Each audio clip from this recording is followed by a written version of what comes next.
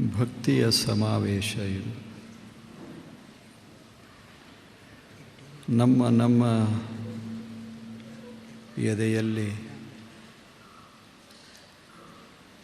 ಪವಿತ್ರವಾದ ಭಾವನೆಗಳನ್ನು ಇಟ್ಟುಕೊಂಡು ಬಂದವರು ನಾವೆಲ್ಲ. ಭಕ್ತಿಯಂಥ ಪವಿತ್ರ ವಸ್ತು ಯಾವುದದ? ಭಕ್ತಿಯಂಥ ಸಾಧನೆ ಯಾವುದದ? ಭಾಳ ಅಷ್ಟು ಅದ್ಭುತ ಅದು. ಒಂದು ಹೂವು ಅರಳಿತು ಅಂದರೆ ಅದರ ಒಳಗಿನಿಂದ ಸೌರಭ ಸೂಸಕ್ಕೆ ಶುರುವಾಗ್ತದೆ ಸುತ್ತಮುತ್ತ. ಇಲ್ಲಿ ಪುಷ್ಪ, ಆದರೆ ಇಡೀ ಪರಿಸರ ಸುಗಂಧಿತವಾಗ್ತದೆ. ಆ ಸುಗಂಧದ ವಾತಾವರಣದಲ್ಲಿ ಯಾವುದೇ ಮನುಷ್ಯ ಬರಲಿ ಆತನ ಮನಸ್ಸು ಅರಳುತ್ತದೆ. ಅಷ್ಟು ಶಕ್ತಿ ಸೌರಭದಲ್ಲಿ. ಹಾಗ ಭಕ್ತನ ಎದೆಯೊಳಗೆ ಇದೊಂದಿಷ್ಟು ಭಕ್ತಿಯ ಸೌರಭ. ಆತ ಮಾತನಾಡಿದರೆ, ಆತ ನೋಡಿದರೆ, ಆತ ಸ್ಪರ್ಶ ಮಾಡಿದರೆ, ಅಷ್ಟೇ ಅಲ್ಲ, ನೆನೆಸಿದರೆ ಸಾಕು. ಆ ಭಕ್ತಿಯ ಪ್ರಭಾವ ನಮ್ಮ ಮನಸ್ಸನ್ನು ಅರಳಿಸಿಬಿಡ್ತದೆ. ಅಷ್ಟು ಸಾಮರ್ಥ್ಯ ಅದಕ್ಕೆ. ಟೆನಿಸನ್ ಅಂತ ಒಬ್ಬ ಶ್ರೇಷ್ಠ ಕವಿಯಾಗಿ ಹೋದ. ಆತ ಎಷ್ಟು ಸುಂದರವಾದ ಮಾತನ್ನು ಹೇಳ್ತಾನೆ ಈ ಭಕ್ತಿಯನ್ನು ಕುರಿತು. ಸೂರ್ಯ ಬರ್ತಾನೆ, ಮೊಗ್ಗ ಅರಳುತ್ತದೆ. ಸೂರ್ಯ ಪ್ರಕಾಶವನ್ನು ಹರುತ್ತಾನೆ, ಕತ್ತಲೆ ಚದರಿ ಹೋಗ್ತದೆ. ಸೂರ್ಯ ಕಾವನ್ನು ಕೊಡ್ತಾನೆ. ಎಷ್ಟು ಚೆನ್ನಾಗಿ ಹೇಳ್ತಾರೆ, ಸೂರ್ಯ ಕಾವನ್ನು ಕೊಡ್ತಾನೆ. ಮನುಷ್ಯನ ಮುಖದ ಮೇಲೆ ಪ್ರಸನ್ನತೆ ಉಂಟಾಗ್ತದೆ. ಹಾಗೆ ಭಕ್ತಿಯ ಸೂರ್ಯ. ಆ ಭಕ್ತಿಯ ಸೂರ್ಯನ ಪ್ರಕಾಶ ಅದು ಜ್ಞಾನ. ಭಕ್ತಿಯ ಸೂರ್ಯನ ಕಾವ ಅದು ಎಷ್ಟು ಆಪ್ಯಾಯಮಾನ, ಅದು ಪ್ರಸಾದ. ಅದು ಇಂಥಲ್ಲಿ ಅನುಭವಿಸಬೇಕು ಮನುಷ್ಯ. ಎಲ್ಲವನ್ನ ಮರೆತು ಅನುಭವಿಸಬೇಕು. ನಾವಾಗಿಯೇ ಪ್ರಯತ್ನ ಮಾಡಬೇಕಾಗಿಲ್ಲ, ಸುಮ್ಮನೆ ಇರೋದಷ್ಟೇ ಅನುಭವಕ್ಕೆ ಬರಕ್ಕೆ ಶುರುವಾಗ್ತದೆ. ಈಗಿಷ್ಟೆಲ್ಲ ಮಹಾನುಭಾವರಿಲ್ಲದಾರ. ಪರಮಹಂಸರ ಸತ್ವವನ್ನೇ ಅವರ ಮಧ್ಯ ನಾವು ಕಾಣ್ತೇವೆ. ಅಂಥವ್ರ ಸಮೀಪ ಸುಮ್ಮನೆ ಕೂಡೋದು. ಕೆಟ್ಟ ವಿಚಾರಗಳು ಯಾಕೆ ಬರ್ತಾವ? ಕಾಮ ಯಾಕೆ ಬರ್ತದೆ? ಕ್ರೋಧ ಯಾಕೆ ಬರ್ತದೆ? ಲೋಭ ಮೋಹಗಳು ಯಾಕೆ ಬರ್ತಾವ? ಅಂಥವರ ಸಮೀಪದಲ್ಲಿ ಕೂತ್ರೆ ಸಾಕು, ಮನಸ್ಸೆಲ್ಲ ಸ್ವಚ್ಛ ಆಗ್ತದೆ. ಮನಸ್ಸೇ ಸ್ವಚ್ಛ ಆದ ಬಳಿಕ ಅಲ್ಲಿ ಭಗವಂತನ ಸಾಕ್ಷಾತ್ಕಾರವಾಗದೆ ಇನ್ನೇನಾಗೋದದೆ? ಹಾಗೆ ಅಂಥ ಸಾಮರ್ಥ್ಯ ಈ ಸ್ವಚ್ಛ ಹೃದಯದ ಆ ಭಾವನೆಗೆ. ಇಂಥ ಭಾವನೆಯನ್ನು ಹೊತ್ತು ತಾವೆಲ್ಲ ಇಲ್ಲಿ ಬಂದವರು. ಆದ್ದರಿಂದಲೇ ಇದು ಭಕ್ತರ ಸಮ್ಮೇಳನ ಹೇಗೋ ಸಮಾವೇಶ, ಹಾಗೆ ಭಕ್ತಿಯ ಸಮಾವೇಶ. ಇದು ಭಕ್ತಿಯ ಸಮಾವೇಶ. ನಿಮ್ಮ ಮುಖದ ಮೇಲೆ ನೋಡಿದರೆ ಎಷ್ಟು ಪ್ರಸನ್ನತೆ ಆದ. ಅಲ್ಲಿ ಯಾವ ಭಾವನೆಗಳು ಇಲ್ಲ. ಅದು ಬಹಳ ಮಹತ್ವದ್ದು. ಮುಖ ಪ್ರಸನ್ನದೆ, ಶಾಂತದೆ. ಅಲ್ಲಿ ಏನರೇ ಬೇಕು ಅನ್ನುವ ಭಾವ ಇಲ್ಲ, ಬೇಡ ಅನ್ನುವ ಕಲ್ಪನೆ ಇಲ್ಲ, ಆಸೆನೂ ಇಲ್ಲ, ದ್ವೇಷವೂ ಇಲ್ಲ. ಅಷ್ಟು ಸ್ವಚ್ಛ ಮುಖ. ಅದೇ ತೋರಿಸ್ತದೆ ಇಲ್ಲಿ ಭಕ್ತಿ ಸಮಾವಿಷ್ಟವಾಗಿದೆ. ಈಗಾಗಲೇ ಈರುವರು ಗುರುಗಳು ಎಷ್ಟು ಸುಂದರ ಮಾತುಗಳನ್ನು ಆಡಿದ್ದಾರೆ. ಬಹಳ ಶ್ರೇಷ್ಠರವರು. ಅವರ ಮಾತುಗಳಲ್ಲಿ ಸತ್ವ ಅದ, ಅವರ ಮಾತುಗಳಲ್ಲಿ ಅಧ್ಯಾತ್ಮದ ಹೊಳಹ ಅದ. ಅಂಥ ಮಾತುಗಳನ್ನು ತಾವೆಲ್ಲ ಸೌದಿದ್ದೀರಿ. ನೋಡಬೇಕು, ನಮ್ಮ ದೇಶ ಬಹಳ ಶ್ರೀಮಂತ ಅಧ್ಯಾತ್ಮಕ್ಕಾಗಿ. ಎಷ್ಟು ಜನ ಮಹಾತ್ಮರಾಗಿ ಹೋದರು. ದೇಶದ ಮೂಲೆ ಮೂಲೆಯಲ್ಲಿ ಕೆಲವರು ಜಗತ್ತಿಗೆ ಗೊತ್ತಾದರೂ ಕೆಲವರು ಗೊತ್ತಾಗಲಿಲ್ಲ ಅಷ್ಟೆ. ಶತಮಾನಗಳಿಂದ ಅರಣ್ಯದಲ್ಲಿ ಬಾಳಿದಂಥ ಜನ, ಏನಿರಲಿಲ್ಲ ಆವಾಗ. ಸುಮ್ಮನೆ ಒಂದು ಸಣ್ಣ ಗುಡಿಸಲ, ವಿಶಾಲವಾದ ಪರಿಸರ, ಸುಂದರವಾದ ಪರಿಸರ, ಹಚ್ಚ ಹಸಿರ, ಎಲ್ಲ ಕಡೆ ನಯನ ಅರಳಬೇಕು ಅಂಥ ಪರಿಸರ. ಅಲ್ಲಿ ಕೂತ್ಕೊಂಡು ಏನೂ ವಿಚಾರ ಮಾಡಲಿಲ್ಲ, ಏನಿದು ಜಗತ್ತ? ಹಾಂಗೆ ಪ್ರಶ್ನೆ ಕೇಳಿಕೊಂಡ್ರು, ವಾಟ್ ಈಸ್ ದಿಸ್ ವರ್ಲ್ಡ್? ಏನಿದು ಜಗತ್ತ? ಈ ಜಗತ್ತು ಹೀಗೆ ಇರ್ತದೋ ಹೇಗೆ? ಇರದೇ ಇದ್ದರೆ ಇರೋ ವಸ್ತು ಯಾವುದು? ಅದು ಹೇಗದೆ? ಇದನ್ನು ಕುರಿತು ಚಿಂತನೆ ಪ್ರಾರಂಭ ಮಾಡಿದರು. ಏನು ಸಂಶೋಧನೆ ಮಾಡಿದರು, ಎಷ್ಟು ಅದ್ಭುತವಾದ ಮಾತುಗಳನ್ನಾಡಿದರು. ಅಂಥವರು ಬಾಳಿ ಬದುಕಿದಂಥ ಅದ್ಭುತ ದೇಶ ಇದು.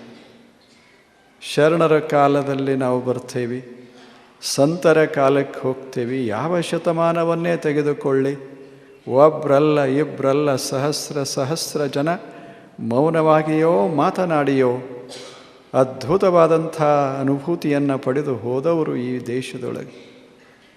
ಒಬ್ಬ ಸಾಮಾನ್ಯ ವ್ಯಕ್ತಿ ಮೆರಮಿಂಡ ದೇವ ಅಂತ 900 ವರ್ಷಗಳ ಹಿಂದೆ ಹಾಗೆ ಹೋದ ಒಬ್ಬ ಶರಣ ಸುಮ್ಮನೆ ಒಂದು ಸಣ್ಣ ಮಾತು ಹೇಳ್ತಾನೆ. ಎಷ್ಟು ನೋಡಬೇಕು ಅಂದರೆ ನಮ್ಮ ಜನ ಹೆಂಗೆ ಬದುಕಿದ್ರು ಅನ್ನೋದಕ್ಕೆ ಅದು ಸಾಕ್ಷಿ. ಮೆರಮಿಂಡ ದೇವ ಅಂತ ಆತ ಹೇಳ್ತಾನೆ, ಜಗತ್ತನ್ನು ಕುರಿತು, ಸಾಧನೆಯನ್ನು ಕುರಿತು, ತನ್ನನ್ನು ಕುರಿತು ಬಹಳ ಮಾತುಗಳಲ್ಲ, 2 ಮಾತುಗಳಲ್ಲಿ ಹೇಳಿಬಿಡ್ತಾನೆ. ಆತ ಹೇಳ್ತಾನೆ, ಕುರುಹೇ ಘಟವಾಗಿ, ಅರುಹೇ ಆತ್ಮವಾಗಿ, ಈ ಉಭಯವನ್ನು ಅರಿಯುವುದೇ ಆಚಾರದಂಗವಾಗಿ. ಇವು ನಿಂದು ಅಳಿದಲ್ಲಿ ಏನು ಉಳಿತದೆ ಅದೇ ಭಗವಂತನ ಇರವು ಬಚ್ಚ ಬಯಲು ನೋಡ. ವಚನ ಮುಗಿತು, ಇಷ್ಟ ವಚನ. ಆದರೆ ಎಷ್ಟು ವಚನಗಳಲ್ಲಿ ಅರ್ಥ ಅದ ನೋಡೋ ದೃಷ್ಟಿಕೋನ ಹೇಗದೆ.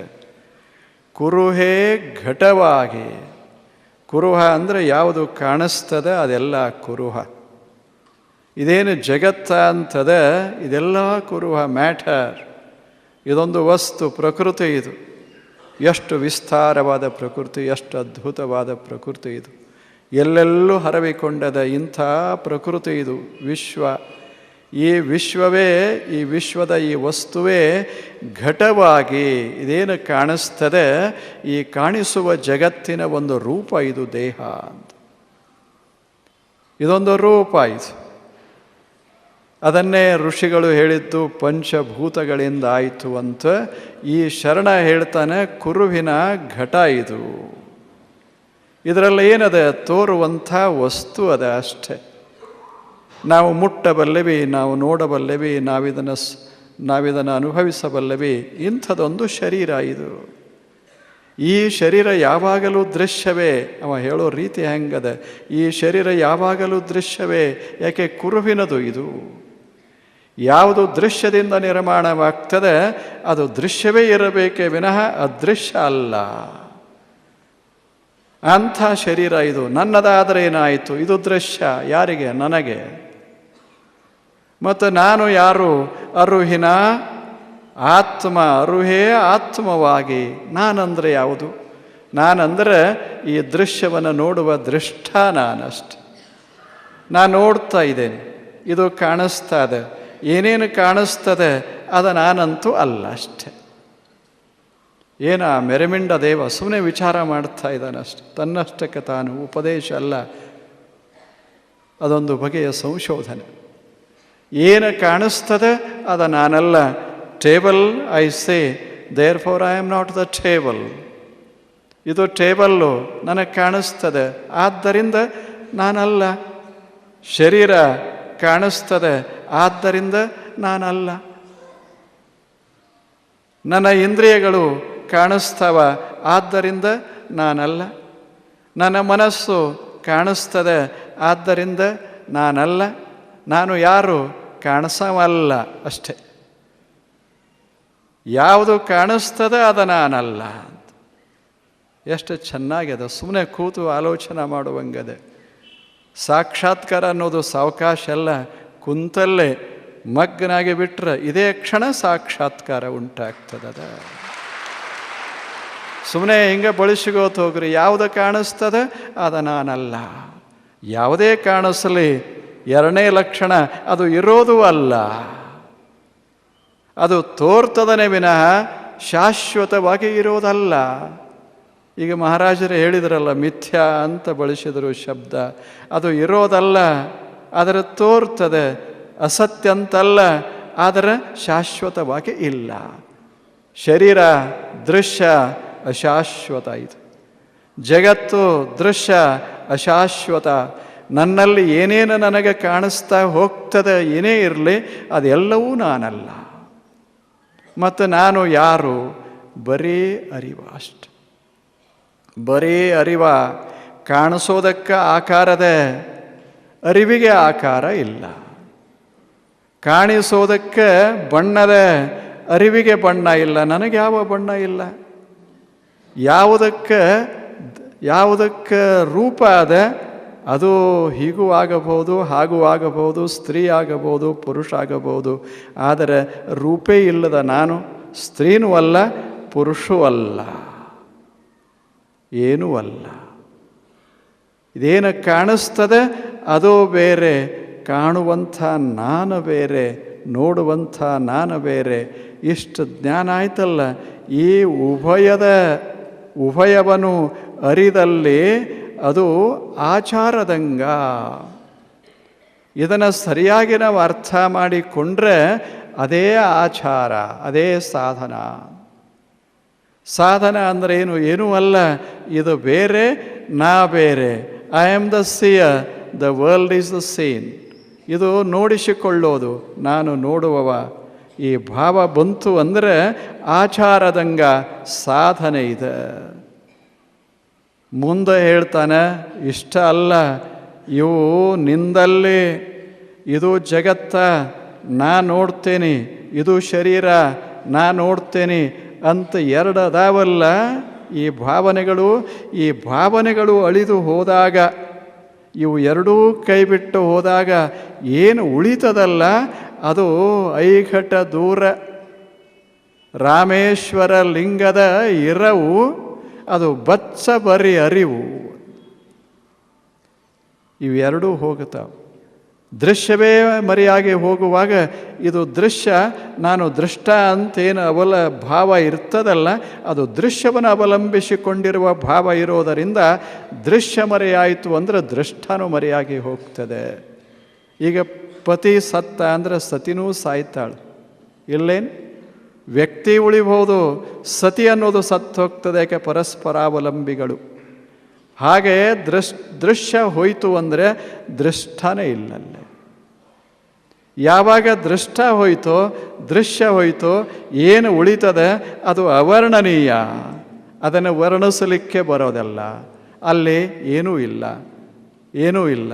ಅದು ಬಚ್ಚ ಬರಿ ಅರಿವು, ಕೇವಲ ಬಯಲ, ಬರೀ ಬಯಲ, ಅದೇ ಇರವ.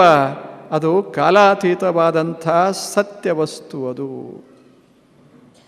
ಎಷ್ಟು ಚೆನ್ನಾಗಿ ನಾಲ್ಕು ಮಾತಿನಾಗ ಆ ಮಹಾನುಭಾವ ಸಾಮಾನ್ಯ ಮನುಷ್ಯ, ಮೆರಮಿಂಡ ದೈವ, ಬಹಳ ದೊಡ್ಡವನೇನಲ್ಲ. ಸುಮ್ಮನೆ ಒಕ್ಕಲತನ ಮಾಡಿಕೊಂಡು ದನ ಕಾಯ್ಕೊಂಡು ಹೀಗಿದ್ದ ಒಬ್ಬ ವ್ಯಕ್ತಿ ಏನು ಆ ಸಾಧನೆಯ ಎತ್ತರ ನೋಡಬೇಕು. ಆತ ಅಲ್ಲೇ ಕೂತ್ಕೊಂಡು ಗಿಡದ ಕೆಳಗೆ ಕೂತ್ಕೊಂಡು ಮೆರಮಿಂಡ ದೈವ ಅಂತಾನೆ. ಇದೆಲ್ಲ ಕಾಣಿಸೋದು, ಇದೆಲ್ಲ ಕಾಣಿಸೋದು, ಕಾಣೋದೆಲ್ಲ ಹೋಗೋದು ಅಷ್ಟೆ. ಈ ಹೋಗೋದರಿಂದ ಹರಿಯೋದೇ ಸಂಸಾರ, ಹರಿಯೋದು ನಿಲ್ಲೋದೇ ನಿಸ್ಸಂಸಾರ ಅಷ್ಟೆ. ಹೋಗೋದು ಹೋಗ್ತದೆ. ಈಗದಲ್ಲ, ಇದು ಸುಂದರವಾದ ಮಂಟಪದ, ಇನ್ನೊಂದು 1000 ವರ್ಷದ ನಂತರ ನಾವು ಯಾರೂ ಇರೋದಿಲ್ಲ. ನಾವು ಮ್ಯಾಕ್ ಕೂತವರು ಇರೋದಿಲ್ಲ, ಕೆಳಗೆ ಕೂತವರು ಇರೋದಿಲ್ಲ. ಯಾಕೆ? ಮಂಟಪನೇ ಇರೋದಿಲ್ಲ. ಕಾಲನೂ ಹೀಗೆ ಬಂದೀತು. ಈ ಜಗತ್ತ ಉಳಿಯೋದು ಕಷ್ಟ, ಹಂಗಾದೀತು. ಯಾವುದು ಉಳಿಯೋದಿಲ್ಲ. ಇವೆಲ್ಲ ಕಾಲದ ಪ್ರವಾಹದಲ್ಲಿ ತೇಲುವ ವಸ್ತುಗಳಿವೆಲ್ಲ. ಆದರೆ ಕಾಲ ಸ್ಪರ್ಶವಾಗದಂತೆ ಇರವ ನಾನು ನೋಡ್ತಾ ಇರ್ತೇನೆ. ಕಾಲ ಮತ್ತು ಜಗತ್ತು ಹರಿದು ಹೋಗ್ತಾ ಇರ್ತದೆ. ನನಗೇನು ಸಂಬಂಧ ಅಂದ ಸ್ವಲ್ಪ ತಿಳಿವು ಶುರುವಾಯಿತು.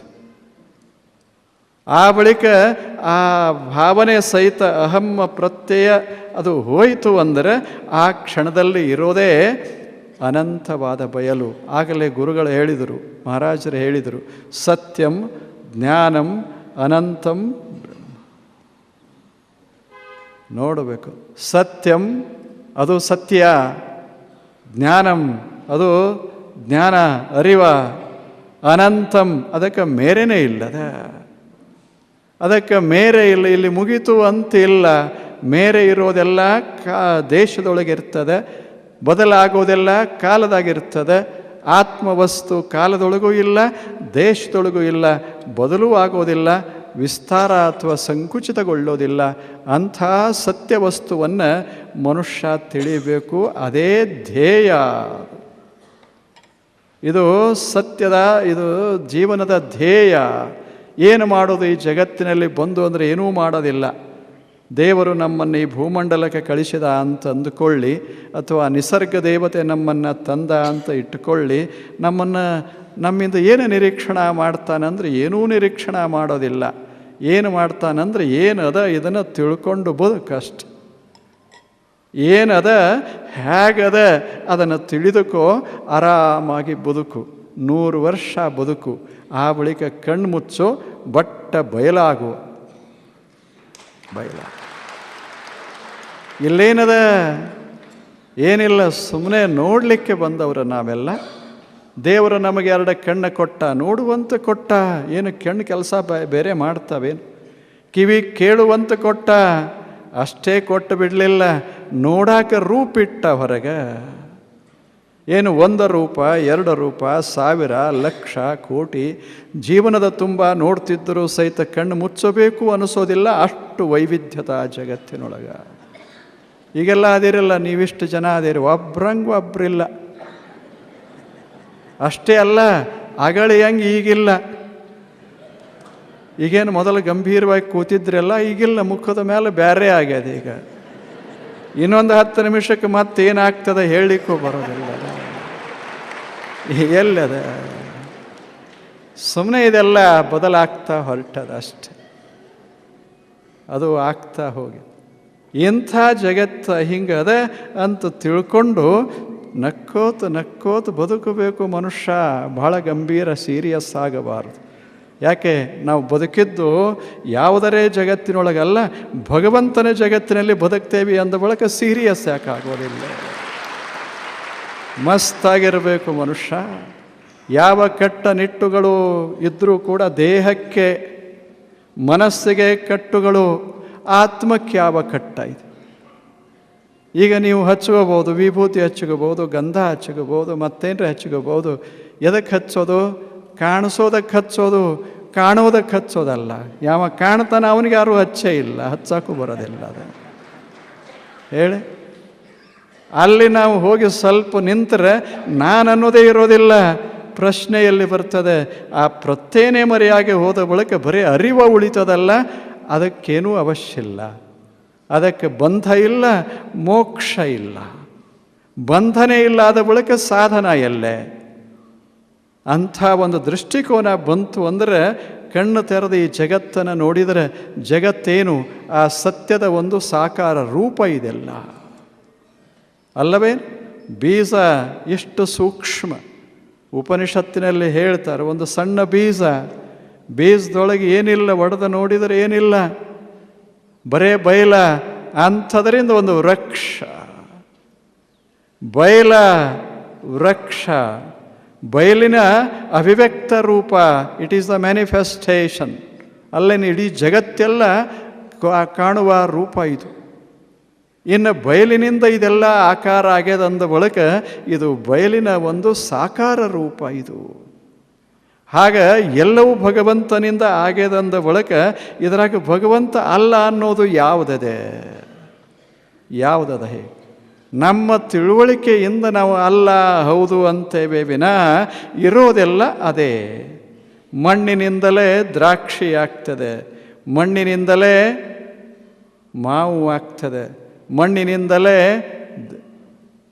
ಮತ್ತೆಲ್ಲ ಧಾನ್ಯಗಳುಂಟಾಗ್ತವ. ಆದರೆ ಒಂದರಂಗ ಒಂದವು ಇಲ್ಲ, ಆದರೆ ಎಲ್ಲವೂ ಮಣ್ಣಿನವೇ. ಹಂಗೆ ಅನಿಸೋದಿಲ್ಲ. ಜೋಳ ತಿನ್ನುವಾಗ, ಗೋಧಿ ತಿನ್ನುವಾಗ, ಹಣ್ಣು ತಿನ್ನಾಗ ಮಣ್ಣು ತಿಂತೀನಿ ಅನಿಸೋದಿಲ್ಲ, ಆದರೆ ಮಣ್ಣು ಬಿಟ್ಟೇನೂ ಇಲ್ಲ.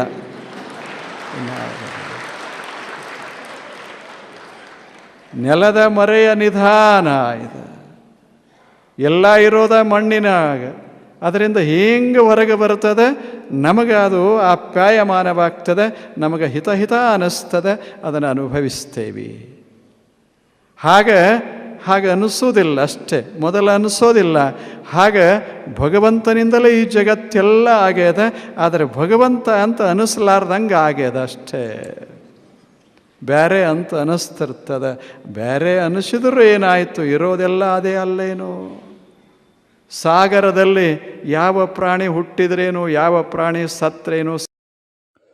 Please subscribe, like and share.